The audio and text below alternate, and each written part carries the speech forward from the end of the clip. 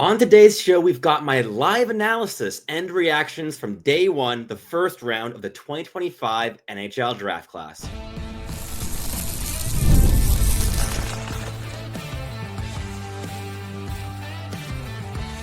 You are Locked On NHL Prospects, part of the Locked On Podcast Network. Your team every day. Hello, and welcome back to Locked On NHL Prospects, part of the Locked On Podcast Network, your team every day. On this show, we break down everything prospects related for you 5 days a week, Monday through Friday. I'm your host, Sebastian High, the USHL scout over at Elite Prospects, and the 2025 NHL draft has been wrapped up. It is complete. We are now completely done now with the 2025 draft cycle from beginning to end in our coverage here on the channel. Thank you so much for being along for the ride here and following along with the development of this draft class. And yeah, so on today's episode, it's not going to be our usual format. You're just going to have me doing the introduction here now.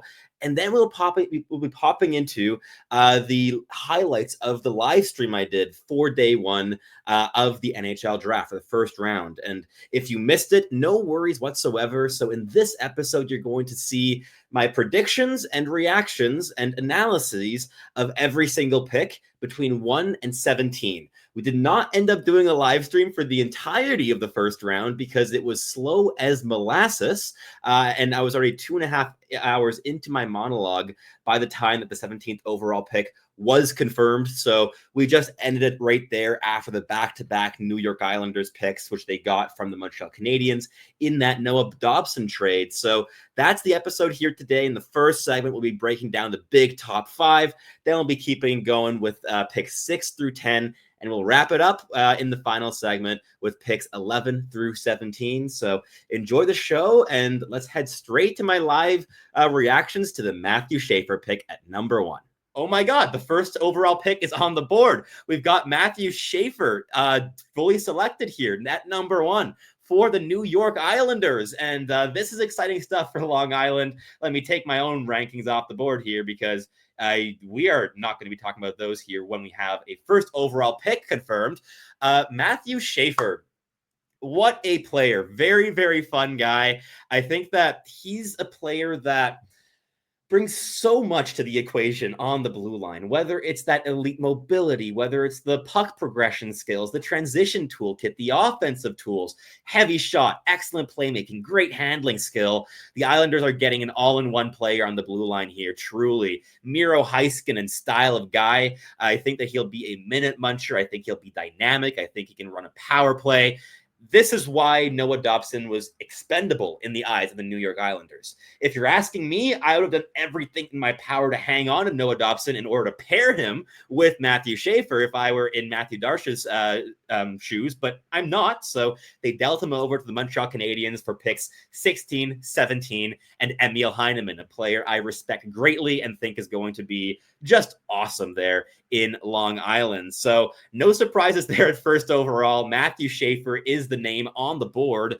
And he's a player, again, that brings so much special to the equation, but it goes so far beyond just the on-ice qualities. Matthew Schaefer is a tremendous leader. He's got just character oozing out of him, whether it's interviews with the press, interviews with teams, impressing on every single stage so far. One of the youngest players in the entire draft class as well, and has also gone through so far beyond his fair share of adversity in his young life, having lost his mother, lost his his billet mother right afterwards. Just tragedy after tragedy here in the last 2 seasons for Matthew Schaefer, and the perseverance, the composure to be able to still focus on hockey and to channel his energy into that. We saw it with Michael Hage last season as well, doing a similar thing a year after his father passed. Got a similar storyline here, unfortunately, this season with Matthew Schaefer, but just wonderful to see him rewarded for all of his effort, for all of his talent, for all of his intelligence and maturity with this first overall selection. He's a first overall human being through and through. That I have no doubt whatsoever about. But beyond that, I think that He's very much a special player and the clear selection here at first overall. I personally would have also considered Michael Misa, but if you put me on the spot here at first overall, I also would have gone out and selected Matthew Schaefer. I think that in terms of end of the day impact in this draft class, he's your most likely candidate to finish at the top of that list in 20 years' time. So that makes a whole bunch of sense here for the New York Islanders. In terms of players I would be selecting here, I'd be sprinting to the board for Michael Misa. I think Michael Misa is best player available in this slot. I think it's by a decent margin as well. For me, all season long, it's been Matthew Schaefer, Michael Misa in that first tier, going back to maybe like November, maybe early December at the very latest. But it's been pretty entrenched for me for quite some time that those have been my two guys. And for me, James Hagens is then the best guy beyond that, who's alone in a tier with Porter Martone. Those are my top three BPAs left available on the board at this stage, with Misa, Hagens, and Martone. It's official. San Jose goes for Michael Misa at second overall. That is the right pick. Okay, I'm happy for my San Jose Sharks fan friends. This is good for them. I think that Misa is very clearly the second best player in this year's draft class and certainly deserving of this slot at second overall to the San Jose Sharks. That is going to be utterly disgusting down the line for the Sharks to have a top two center core of Michael Misa and Macklin Celebrini. Like, talk about a luxury. Those two guys are just fantastic. My comp for much of the season for Michael Misa has been Macklin Celebrini. The idea of getting two of those players to build around is salivating at the mouth for this team. Awesome to see. I love Michael Misa. I love this for San Jose. This is how you build a team down the middle, high-end talent. Overall, I think this is just fantastic. Yeah, I love this pick. Michael Misa, one of the most refined players in this year's draft. It's all in the habits with this guy. Very, very intelligent player. It was his third full OHL campaign this season because he was an exceptional status player as well a couple of years ago. And over the course of that, it was such a steady development. In the first two seasons, he was playing like a bottom six and a middle six role in Saginaw, really working his way up in terms of minutes and mostly focusing on the details of his game, right? Refining his game year after year. And the knock was always, he's not dynamic enough. Where's the skill? Where's the scoring with this player? Is this another Shane Wright? This season, he showed that he's not another Shane Wright. This is a player that's able to ramp things up. His skating is a very clear strength. He's got two-way details, two-way intensity, excellent playmaker, how to serve a shot. Not much you're missing out on with Michael Misa. The one knock on him this season was he didn't come to play in the playoffs, but the entirety of Saginaw just crumbled at that stage. And hey, he was a very important part of a Memorial Cup winning team 1 year ago. You don't just write that off because you get booted in the first round this season. I think that Misa is a really special talent and a player that's going to help really shape the organization of the San Jose Sharks for years to come. This is so much fun, very exciting for the San Jose Sharks because this is the guy that is best value at this stage by a country mile, in my opinion. There's no other player I personally would have been considering in this slot. He's definitely my guy here. I mean, he was contending with Matthew Schaefer as well. So definitely exciting here for the San Jose Sharks. I'm again very curious to see what Kyle Davidson's going to do here with this slot. I think that the Blackhawks have been very interesting drafters in recent seasons, but also not really keeping their cards too close to their chest. Like, it was pretty clear to many people last year that Artem Levshinov was going to be the name at number 2, whereas other teams like the Montreal Canadiens keep those things way more hidden with the fog of war. I think Frondell is going to be the guy here. I think that from what we've heard of what the Blackhawks like, what they're after, of wanting to kind of stabilize things down the middle as well, and perhaps not 100% trusting in Connor Bedard's center potential as a number 1 guy who can also play matchup minutes against opposition top lines. I think Frondell is a guy that makes sense for them, not a guy that makes sense for me, though. Again, he's at 15th overall on my board. I think that I can make an argument to select him as high as like 7th or 8th, maybe, but not any higher than that. He's a guy I think that has a lot of limitations in his game, whether it be the explosiveness from a standstill, whether it be the transition ability, the quick give and go game, the precision of like under pressure passing. These are all things that still need to grow significantly, I think, for him to be this kind of line driving or offensive driving or just two-way solidifying clear top 6 center. I think he might be a bit more of a middle 6 guy who can play on your second line, but maybe better suited on the third. The shot is fantastic. I think he has power play 1 potential with that one-timer. I think that's an exciting thing to look for with Anton Frondell, but on top of that, you have the defensive value that I think is very good, but not like Barkov or Selke level upside either. I think that's certainly been overblown a little bit. So with Frondell, I have some of these questions, certainly, and it is confirmed. Anton Frondell is the player at 3rd overall to the Chicago Blackhawks, conferred by Frank Seravalli. Not confirmed yet here on the draft tracker, but it's happened. Anton Frondell, 3rd overall. Wowee, this is interesting. Yeah, as I was saying, he makes sense, I guess, from a profile standpoint for the Chicago Blackhawks. There's a lot to like here with the physicality, with the defensive energy, the defensive awareness. I think that is also a self-aware player who does great in interviews. He's very personable. I think the combine will have helped his stock more than it hurt him. And I think that's clear here by the little bump and rise he's gotten on draft day here to 3rd overall. If they hold on to it, I'm going to say Martin. I think Desnoyers is like the 49% to the 51% if they hold on to it for me. Like I'm struggling between the two in terms of kind of separating who goes here at 4th overall. If Utah is picking, both make sense for similar reasons. But if they move it, it's going to be Long Island, and it's probably going to be James Hagens.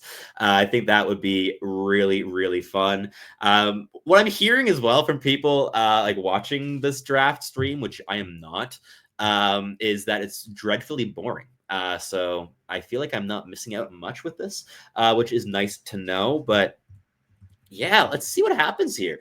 Caleb Desnoyers is the pick at number 4. I like that. I like that for the Utah Mammoth. 4th overall, Caleb Desnoyers, two-way center here from the Quebec Major Junior Hockey League, or Quebec Maritime Junior Hockey League now, might I say. Playing with the Moncton Wildcats, and just a phenomenally detailed two-way center. You know what you're going to get with this guy. It is constant work rate, real physicality, excellent playmaking, some of the most refined and intelligent offensive zone playmaking of any player in this year's draft class with Desnoyers. You have that special element in the offensive zone. I think that's good value here at 4th overall, and very much within the range that is beyond acceptable for this player. I think that I would have gone for players like Hagens or Martone ahead of them, but I think that for what the needs are in Utah, and they want to contend relatively soon, and they need a stabilizing top 6 center that can lock things down. They already have their dynamic guy with Logan Cooley. You got to have a matchup minutes player, and Desnoyers projects precisely as that. I think this is great from a roster construction point of view. I think it's great from a leadership point of view. Every single team that Desnoyers has been a part of in his career, basically, he's been a leader on. Like, he's always had a letter on his jersey, whether it be the U18 Worlds with Team Canada, right? Whether it be any of these tournaments he's played internationally. The Lincoln Gretzky back a while ago. He's always playing a leadership role. That's very much part of the package here with Caleb Desnoyers. I think that he's a very, very fun player to watch with how intelligent he is. I got one live viewing of him here this season and was just shift to shift to shift, wowed by the details. Like, I was like giggling to myself a couple times in the media section, might I add, by just how smart and awesome the decision making and the reads are with this player. The little details, the stick lifts, the choices of lane, the implementation of delays, stops and starts. He manipulates space really well. The good look offs, no look passes. He's got so much in his toolkit. Fifth overall, the Nashville Predators go for Brady Martin. Okay, he's off the board, the most violent player in the draft class, the crash and bang centerman with a bunch of skill with the puck on his stick. The thing that I think gets overlooked a little bit too often with Brady Martin is just how skilled of a puck handler, playmaker, and goal scorer he is. I think his shot is not far off from Anton Frondel. He's got a howitzer. He's way better as a playmaker. And on top of that, he brings a significant amount of handling skill and dynamism and creativity in possession. And on top of that, you get a Sam Bennett-style hitter who just wants to take his opponent's heads off. And finally, a guy who still has yet to fill out his frame. Like Brady Martin, 6 feet tall, 186 pounds. There's still going to be growing to do. He's going to be playing NHL hockey at 205, 210. I think you've got like a Nick Suzuki like build with a lot more bloodlust with Brady Martin. He's a very fun player. I've loved watching him play here this season.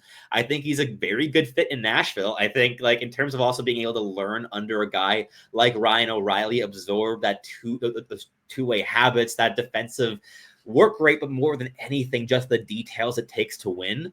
I think that's a great landing spot for Brady Martin, and a crash and bang player I'm looking forward to seeing in the Nashville Predators uniforms. I think he's going to be a really good fit there. Looking for a snack that's both delicious and nutritious? Crack into a good source of protein with Wonderful Pistachios. Wonderful Pistachios is one of the highest protein nuts. Each 1 ounce serving has 6 grams of protein, giving you over 10% of your daily value. Plus, they're packed with fiber and better for you unsaturated fats that help keeping you feel fueled for longer. Personally, I love the no shells variety. It's the absolutely perfect grab and go snack for my busy days, whether I'm at my desk, here, on a road trip, or just want a quick protein boost. They're always my go-to. Plus, if you want to crack open every single shell for that satisfying crunch, the in-shell variety are a classic favorite.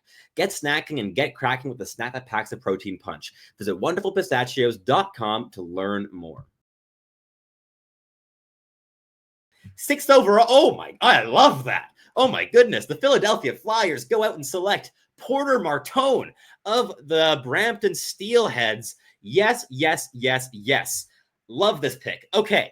Porter Martone, my 4th overall player on my board, my 2nd best player available. Of course, James Hagens being the other one, but he'll be falling a few more slots, I think, and you're probably going to be seeing the New York Islanders moving up to select him. But Porter Martone is a beauty of a player. This guy is still has a lot of runway in terms of refining. He's very raw. He makes mistakes. There's still a lot that has to be kind of ironed out in this game.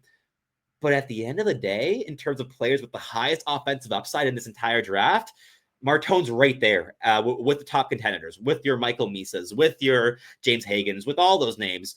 He's right in that mix in terms of highest offensive upside. Elite level handling ability, so skilled with the puck on his stick. Still needs to ramp up the pace in terms of attacking with speed and overall executing at speed, making decisions under pressure at speed.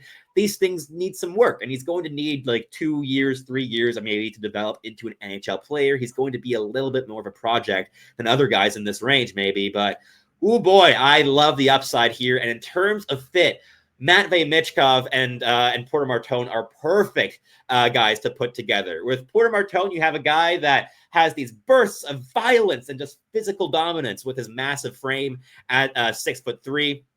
Still has to fill it out in terms of weight. I think he's like 170 or something. And with Matvei Michkov, you have the opposite of a guy who's filled out a small frame, has very good physical details, but doesn't bring that overall violence to the equation. I think those two will be able to learn off of each other really effectively. They're going to need a center. I'm curious to see what the Flyers do. Maybe they're going for a trade. Maybe they're waiting for next draft for centers because there's a lot of value there and quality there next season. Maybe they're eyeing it with one of their other picks because they have so many selections here on draft day. I mean, they're selecting at 22nd overall, 31st overall, and they have like 4 picks in between 33 and 48. They just have loads of guys that they will be adding into the fold here on draft day. Maybe they trust that the center they like falls into their lap, but with how the draft's going here so far, it's been all centermen. So the Philadelphia Flyers surprised me here at 6th overall. I was really expecting Jake O'Brien, but I like Porter Martone. I really like this pick. Now, the Boston Bruins are on the clock. Let's see what they do. I think you have some options here. I think James Hagens would be a great player to build around if you're Boston. Not my expectation whatsoever here in this slot. Beyond that, I think Roger McQueen could make some sense. Oh my goodness. James Hagens is a Boston Bruin. As a Montreal Canadiens fan, that hurts me. Wowee. Okay. The Islanders didn't land James Hagens. The kid is not coming home. He's going to Boston. He's staying in Boston. Playing, of course, with Boston College, going to the Boston Bruins. Wow, that is fun. Okay, Boston just going all out upside. The long-term first overall guy in this year's class, he's going at 7th overall to the Bruins. This is an excellent pick. Go best player available. He's the only player I have left in my top 2 tiers. He was always on the fringe for me between my first and second tier. And yeah, I think like for a player that's been at 3 on my board, going back to like December, January, maybe, behind Michael Misa and Matthew Schaefer in those top 2 slots. This is excellent value. Wow. I can't believe the Islanders couldn't make something happen in terms of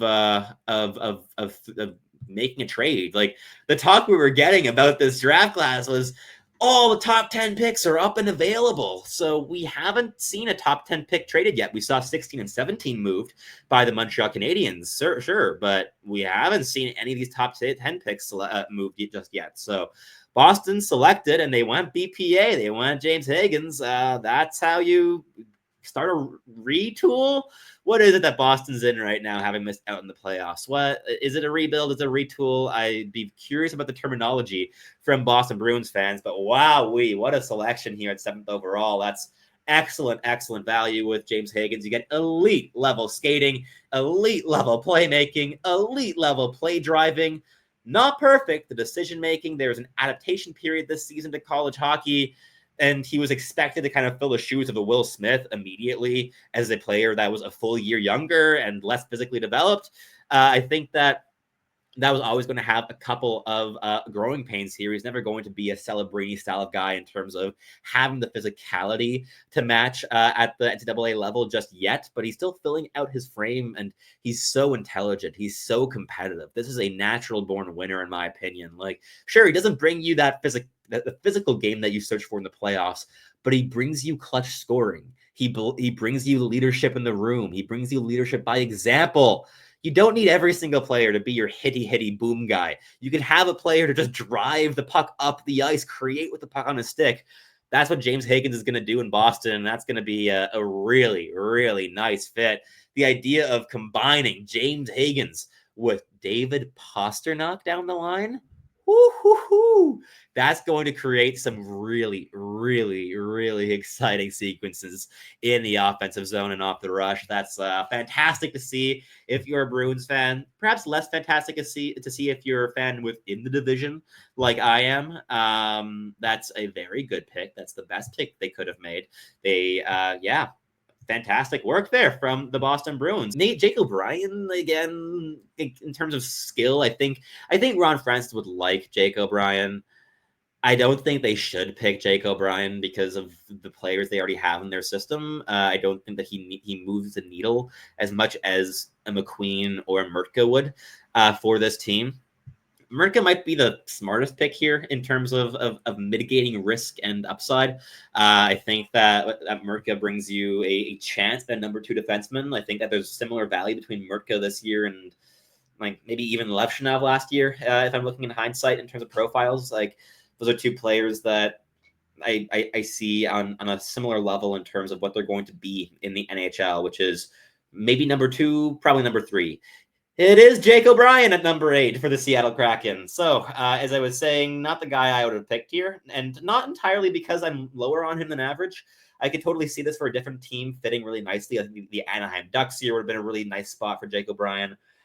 But Seattle, man, they have a lot of average size, and I'm not usually the one to like bring things up of like you got to add some size to your lineup, but yeah, he's still filling out his frame, but the physical game's really underdeveloped at this stage. I don't think that you're going to get any like high end power tools out of Jake O'Brien. But what he does bring is elite level playmaking and elite level puck handling. So you're banking on those tools a little bit like they banked on Berkeley Catton's tools and pace last season. So similar, I think, thinking to the picks between these two drafts. But I think a guy like McQueen or Murtka would have added more important dimensions that they lack in the organization, top to bottom at the moment, that they need if they're going to contend in the coming seasons. And with Jake O'Brien, I think that you have a bit of a logjam that you're adding him into.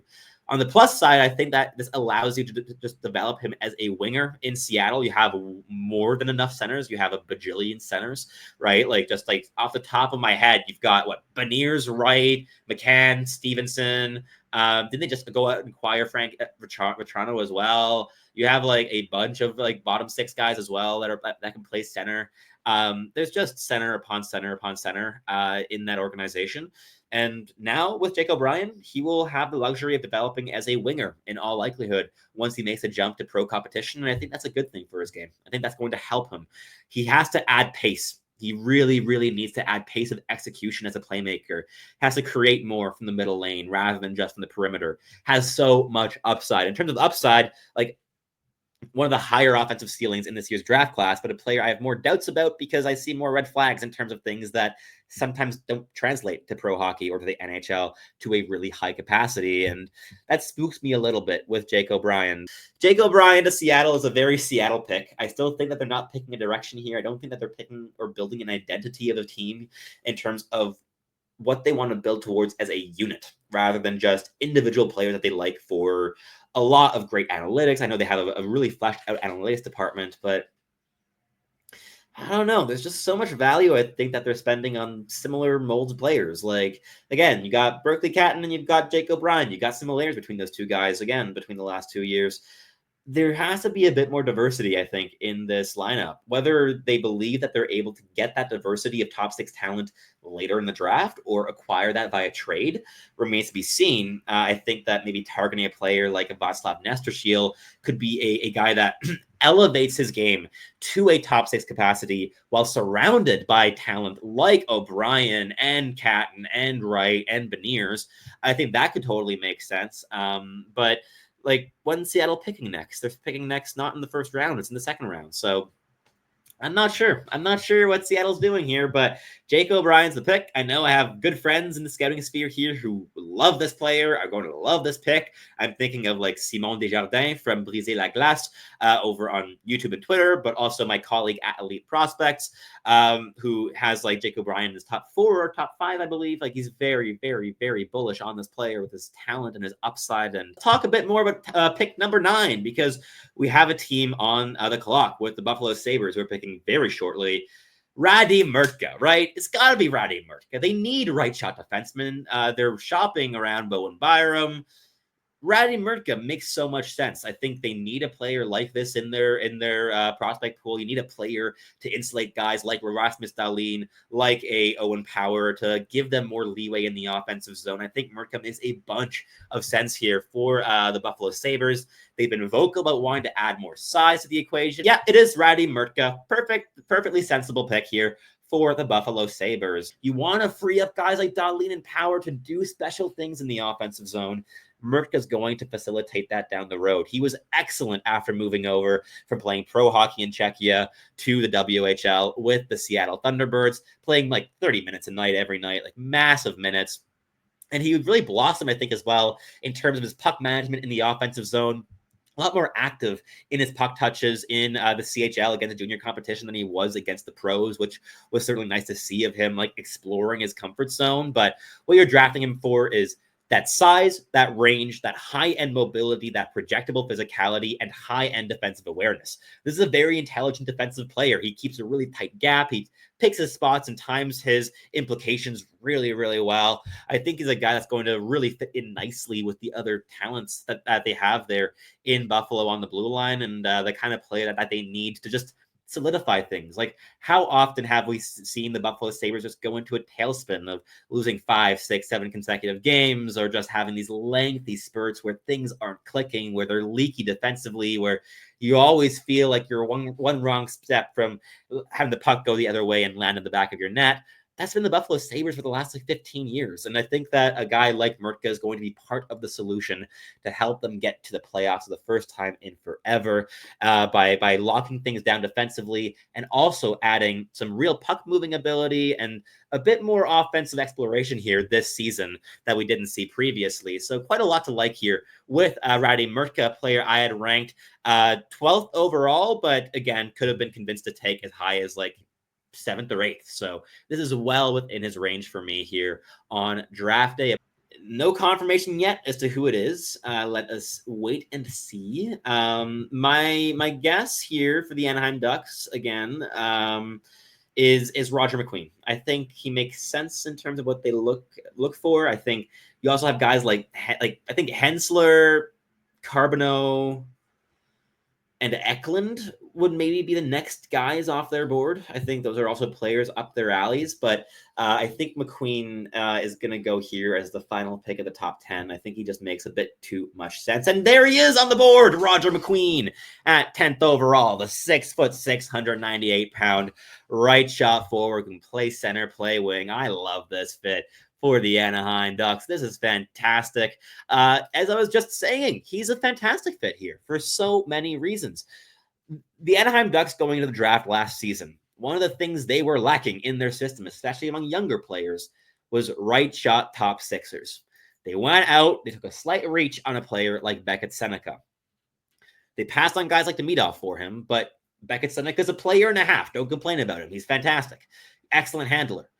Now you get a player that can handle the puck basically as well as a Beckett Seneca can, who brings more size, more violence, can play center, and is a great playmaker too, on top of all the shot and everything too that you add to it. And yeah, look, you have an injury concern with the back injury, but he's been pain-free for almost 2 months now. And seemingly a couple teams were a little bit worried about the medical reports they were seeing, but others were not. One team even said that if they had the 2nd overall pick, they would very, very, very much be considering him, per Cam Robinson. I think this is a fantastic selection for the Anaheim Ducks. Roger McQueen is a player. He can break games open. I have him ranked 9th overall, so very much the range I think he should have gone here today. So overall, a guy that can keep moving the needle, keeps adding size and a mean streak and dynamism and skill more than anything else to Anaheim's future top 6.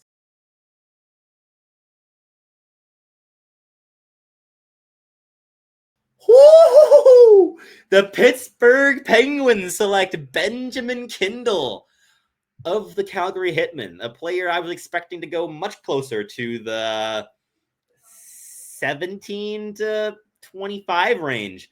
But Pittsburgh swinging here on high-end smarts and high-end playmaking and high-end scoring output this season. Like, he lit it up in the WHL. He was, I believe, 2nd among all draft-eligible talents this year in the CHL in scoring, behind only Michael Misa. He had 99 points. Misa had 134. Bit of a gap there, and he had a 1-point lead over Jake O'Brien, so didn't have the biggest cushion beneath him, but still a player that really created so much offense. He's a real manipulator. He's an offensive creator. He's a puppet master on the ice. He loves to tug at defenses, has a gravitational pull. He pulls players out of positions, and he curls pucks around them. I think Ben Kindel brings a lot of value to the ice. Definitely surprised by being picked this high, especially with players like Carter Bear and Victor Eklund still on the board. In terms of if you're going for an undersized profile, I think that those are the guys to go for among forwards. But very interesting selection. I don't hate it. I mean, with Kindel, you get a real level of upside. You get, again, that elite level smarts. I think he'll be a joy to work with as a coach. He's pacey. He works hard. He's not like a guy that just like cheats for offense all the time. The skating needs work though. The physicality needs work. Like 5'11", 180. I think that resisting contact, initiating contact, playing through contact, these things all need work. But beyond that, what you're swinging on are really smart things to swing on, which again is intelligence and a standout offensive tool, which is in Ben Kindel's case, the playmaking. I think the handling's also really good. I think the shot's pretty good, but the playmaking brings significant potential. And in terms of line connecting upside as potentially a center, maybe a winger, we'll see what ends up happening down the stretch. I think he could play either or. He's smart enough to play center, but the physicality and the skating will need to improve, I think, for that to happen. But if he plays the wing as well, I think he could be a real like line manipulator from the wing. He's not a guy I think that would be stranded out wide. He's such a great connective player in terms of rotations with centers. Wherever he plays, he's going to be constantly shifting around the offensive zone and rotating with line mates, trying to confuse defenses and trying to find little gaps of space to make something happen. He's a really good player. Pittsburgh fans, I'd be very, very, very curious to hear your takeaways of this selection because this caught me off guard. I definitely did not predict this one. Braden Coots, in terms of center, if you're reaching Jack Nesbitt, and that's a real reach in my opinion, Cohen Potter, it's getting thin on centers. The centers are going fast here on draft day. Things are going fast in terms of, the centers. I mean, like if we're counting Ben Kindel as a center, in the first 11 picks, we have 1, 2, 3, 4, 5, 6, 7, 8 centers in the first 11 picks. It's only been centers. Teams still have their fourth best non-center player left on the board because only centers have been picked. This is wild. Smith. I'm guessing Smith. I'm guessing they're going for D because like I can't imagine they're trading up for a center to the slot. Like I can't imagine trading up to 12 for a guy like Jack Nesbitt or like they did trade up for Jack Nesbitt. Okay. Look, it's a choice. Jack Nesbitt is a furious competitor, very intelligent two-way impact. The most clear bottom six projection that you've got among centers in this draft. I don't know, man. Jet Luchenko and Jack Nesbitt being the centers we're building around. I have my doubts around that. For context, I'm low on Jack Nesbitt. I got Nesbitt at 50th overall. So trading up to 12, that's a lot rich for my blood. But look, you already have a Porter Martone. And with Jack Nesbitt again, look, you get great mentality, very competitive, scored a point a game this season in the OHL. Decent enough like shot, I guess. Very limited dynamism, I would say, in play creation and complex offensive thought. Very north-south. Doesn't take the biggest burden in transition, but very, very helpful in the defensive zone. So D-zone, PK, he can help out there. But you already have a Jet Luchenko who has like that same profile that you also selected in this range last year. That was also a reach, and this is a bigger reach, in my view, in my evaluation of the players. Philly, what are you doing to me? You could have had Carter Bear. With Nesbitt, you get a very clear bottom six defensive specialist who's going to play on your PK. Might score 40 points this season. I don't know, man. That's rich, man. That's really rich. 12th overall for Nesbitt. Wow. That's really high. That is, yeah. I'm with Cam Robinson on here. Like he went out and tweeted, "Ooh, I do not love that pick for Philly. Odds are they could have grabbed Nesbitt with the 22nd pick and just kept 31 instead. The smash up is fully on now." Yeah. Like I disagree. I don't think Nesbitt would have been available at 22. I think that they're moving up because they have intel that he's gone before then, and I think he will go before then. Oh, Carter Bear goes to Detroit. Good for him. Okay, so unfortunately for me and Eric, Carter Bear is not going to land in Montreal, but I love this pick here for the Detroit Red Wings. And this is not the same thing that they've done in previous years. In previous years, they go for a middle six projection at their core with Marco Kasper, with Michael Brandsegg-Nygård. I never saw like top line upside with those players. Carter Bear, I do. I think he's a top sixer. I think he's a genuine top six talent. And I'm happy he's gone this high because on skill alone, he's my 5th overall pick, of course, in my rankings. He's a player that I have a great respect for in terms of the way he approaches the game, the mentality, the competitiveness, the bloodthirsty intensity. He's a guy that plays with such utter violence and motor that just suffocates his opposition night in, night out. He's a fantastic checker, got really good stick habits as well. Very, very, very, very, very physical. Don't let the 6 foot 179, I can't speak anymore, pound frame fool you. Carter Bear is a violent player. This guy is I think a great fit in Detroit. Could be a great playmaker to pair with a natural sniper like an Alex DeBrincat. Could also be a great pair for guys like Marco Kasper and Dylan Larkin and Michael Brandsegg-Nygård.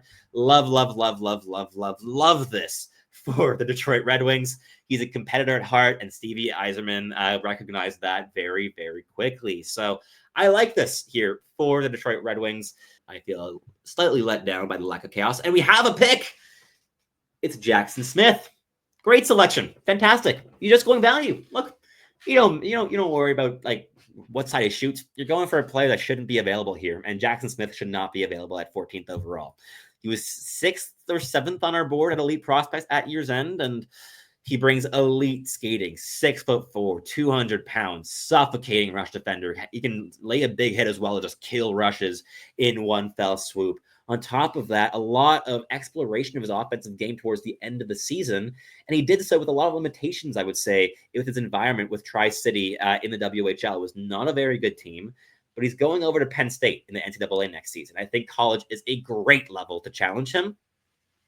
Decision-making, still some inconsistencies, not a perfect player, but in terms of raw tools and what he could become, he's the only defenseman in this year's draft class that I see having a reasonable shot, having a number 1 defenseman upside that's not named Matthew Schaefer.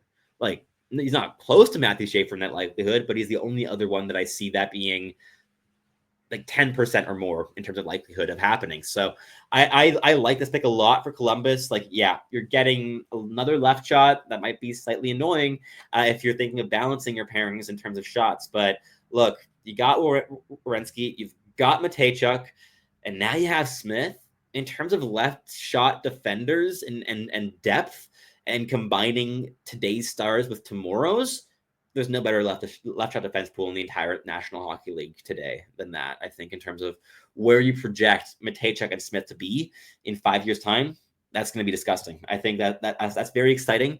If you're a Columbus Blue Jackets fan, you're going to have some contention with the Montreal Canadiens, I would say, with like Lane Hudson, Caden Gooley, and like Mike Matheson still around right now, obviously. But down the road, you're going to have the Adam Angstroms of the world in that slot on the third pairing. But yeah, I like this pick a lot for Columbus. Jackson Smith is a real player, and now we've got Vancouver on the board. So we'll see if the trade does materialize. Seemingly, it's been the talk of the town for the last like 2 months or month, seemingly. If they hang on to this pick, Braden Coots is my guess.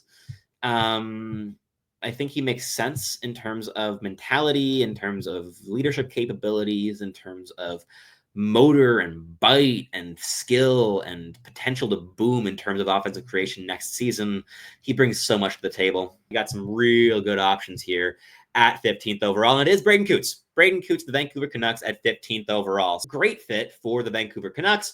Hardworking, very high motor, intelligent, excellent handler. He brings so much versatility to the equation and just didn't have the surrounding talent to shine this season in Seattle. Like, he was carrying them offensively. He was doing so much of the hard work, the dirty work down low, the handling, trying to get to the middle of the ice, creating with dynamism. He's a guy whose offensive totals would have been closer to Benjamin Kindel's than a point a game, which is where he ended up this season. So I think in a different environment, he would be going higher than this as well. I think he would have gone above a player like Ben Kindel at 11th overall in a different environment, perhaps. But I think it's a great pick here for Vancouver. Again, I'd be going with a player like Victor Eklund, but a lot of the reasons I love Eklund, I also love in Coots. They're both a similar size at 6 feet and like Look, Eklund's 169 pounds. With Coutts, you have a bit more heft.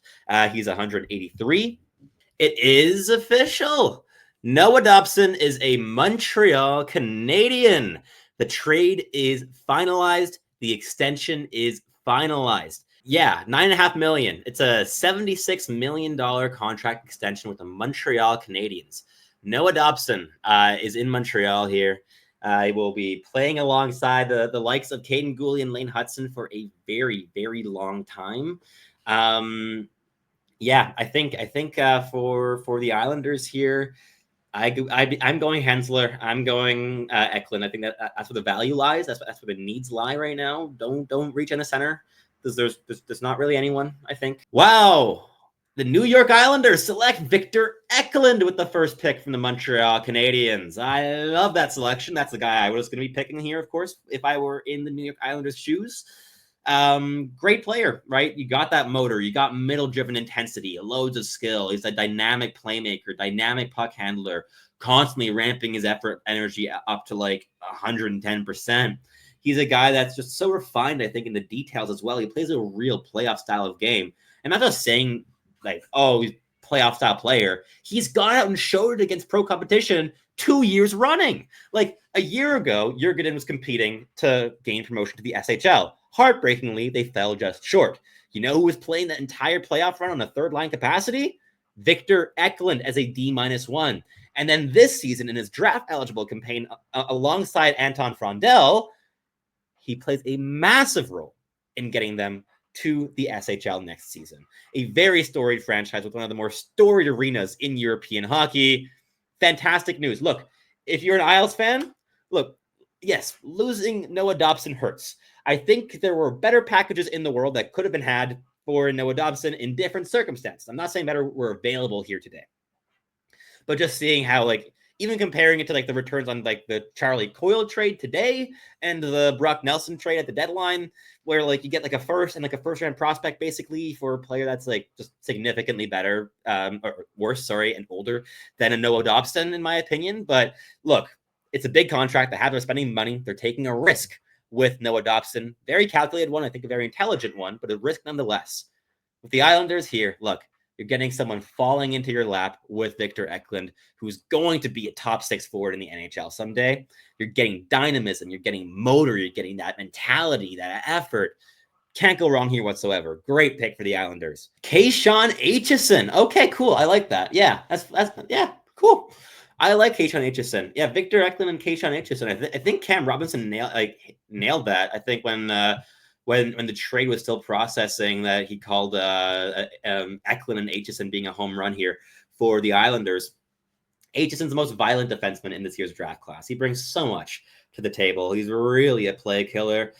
He brings, I think the mobility needs a little bit of work. I think the decision-making and the risk assessment need more work than that. But he's got a howitzer of a shot. He loves to take his opponent's head off. I wonder if this means that Alexander Romanov gets moved. Because I think that whatever Aitchison does well is kind of what Romanov does well, and whatever Aitchison doesn't do well is kind of what Romanov doesn't do well. I don't really see the use in holding on to both, especially now with Romanov as an RFA status player. But Aitchison's going to need a couple years. So maybe you hang on to Romanov for a couple more seasons and then make a decision at that point based on how the two develop. But I would have gone Hensler for the right shot, especially with Dobson going out the door, but maybe that was a bit too linear thinking as well, of just like right shot out, right shot in.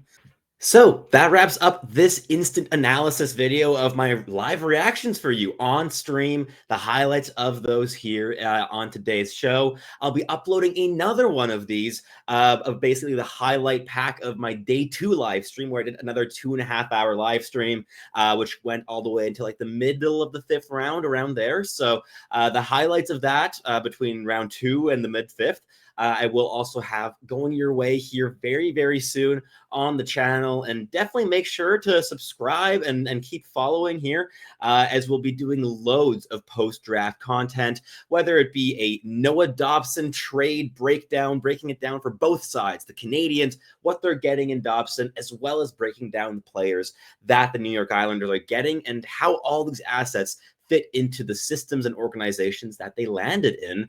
That, as well as more first round breakdowns, some scouting reports on players like Bill Zonin and Ben Kindel, Cole Reshny, players I didn't get to before the draft in the scouting reports. We'll have all of that coming your way in the coming weeks. So lots to look forward to here. And so that wraps things up here for us today. Thank you so much for listening. As always, if you're listening on your favorite podcasting platform, please do make sure to make us your first listen of the day. It's always greatly appreciated. And for your second listen, you can go on over and check out Locked On Fantasy Hockey. Flip and Steal break down everything that you need to know to build yourself a competitive and sustainable fantasy roster. That's all for me today. Thank you so much for listening, as always, and I'll catch you tuning in again very, very soon.